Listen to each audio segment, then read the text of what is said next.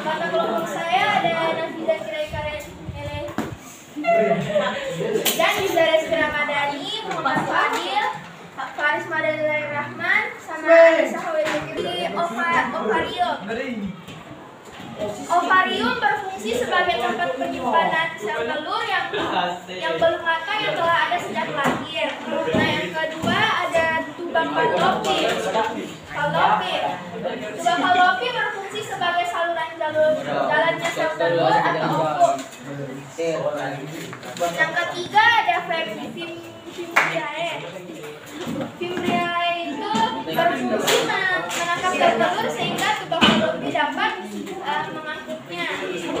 Yang keempat ada Infundibulum. Infundibulum berfungsi sebagai menangkap sel telur.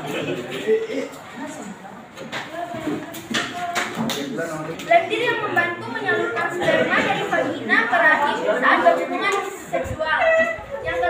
Yang kedelapan ada vagina. Vagina adalah inti dari organ perempuan yang berfungsi sebagai jalur keluarnya darah ketika wanita mengalami menstruasi dan juga jalur lahirnya bayi pada proses persalinan dan jalur masuknya sperma ke rahim pada pembuatan Daniel.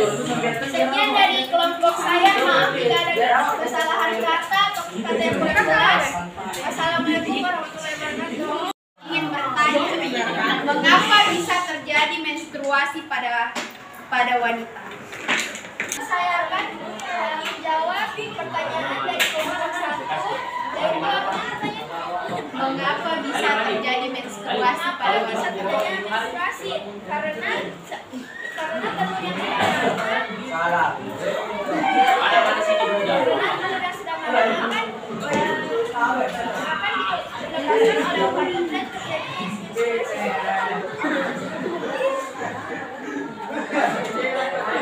kurang jelas? Mana? Perkenalkan, nama saya Ahmad Safanatullah dari saya ingin bertanya bagaimana seorang wanita mengetahui dirinya hamil. Diulang. Bagaimana seorang wanita mengetahui dirinya hamil? Bagaimana seorang wanita? Kau dijawab kelompok 5? Ya langsung. Oke, baik, pertanyaan dari wanita mengetahui bahwa dia hamil karena tidak terjadinya menstruasi pada perempuan berbulan-bulan. Oke, jelas?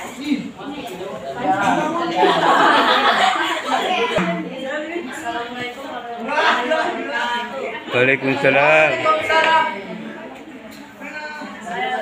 Saya Rizky Abdul Setiawan dari Bawah. Saya akan memberikan pertanyaan dari Mbak Putri kelompok 5.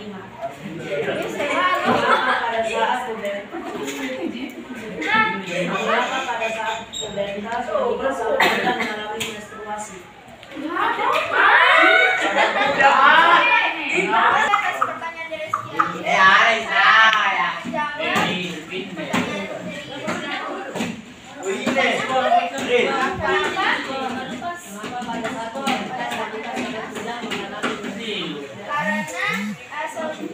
dari karena sel telur yang menetap di tuba Fallopi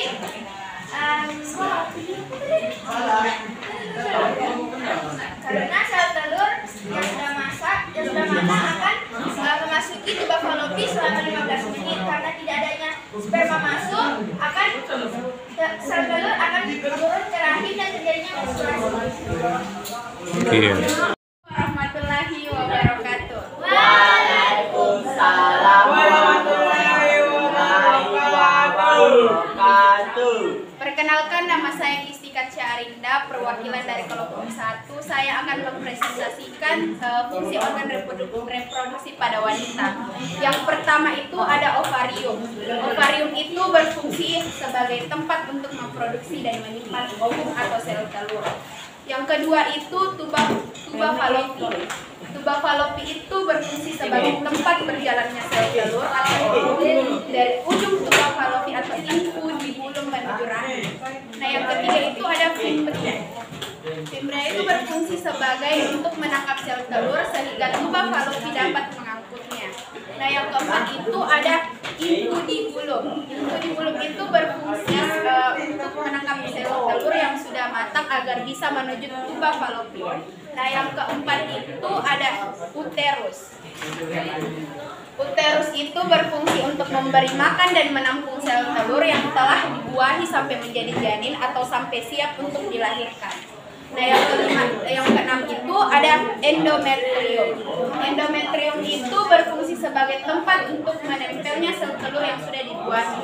Nah, yang ketujuh itu ada cervix. Cervix itu berfungsi sebagai memproduksi lendir atau mukus. Lendir membantu menyalurkan sperma dari vagina ke rahim saat berhubungan seksual. Nah, yang terakhir itu ada vagina. Vagina itu berfungsi sebagai jalan keluarnya darah ketika wanita menstruasi, jalan lahirnya bayi pada proses persalinan dan jalannya masuknya sperma ke rahim pada proses pembuahan. Sekian presentasi fungsi organ pada wanita. Jika ada kesalahan kata mohon dimaafkan. Wabillahi taufiq wal hidayah. Wassalamualaikum warahmatullahi wabarakatuh. Assalamualaikum warahmatullahi wabarakatuh. Perkenalkan, nama saya Rani. Saya ingin bertanya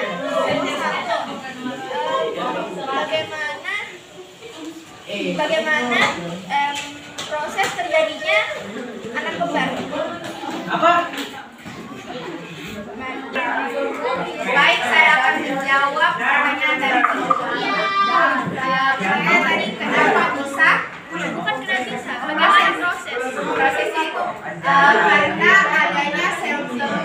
Karena sel telur wanita itu dibagi menjadi dua yang dibuahi oleh sperma, sehingga terbentuk kembar identik dan tidak identik. Kembar identik itu yang sama jenis, sedangkan tidak identik itu berbeda jenis. Nah, kalau berbeda jenis itu kembar yang tidak sama karena adanya sel telur yang berbeda.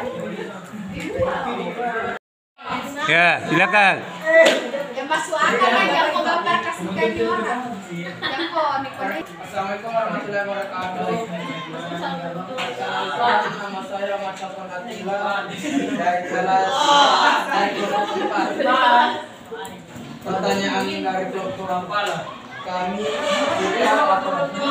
menuju kemanakah sperma yang telah dilepaskan setelah melalui vagina? menuju ke mana?